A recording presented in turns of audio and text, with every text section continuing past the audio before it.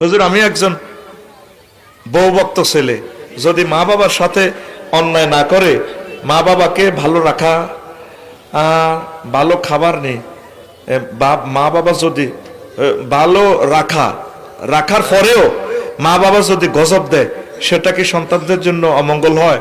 ওই তো না, তুই মা বাবার হুরা হক আদায় করবি।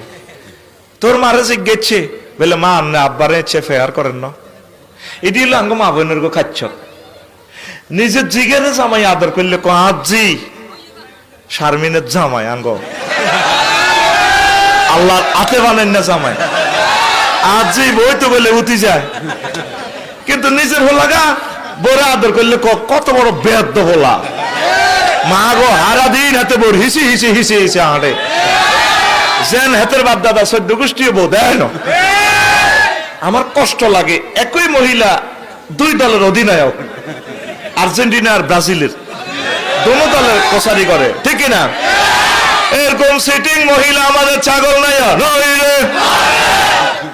তোরে হেতিয়ে আর আন্টিয়ে যতই গজব দেখ, গজব পড়তো না।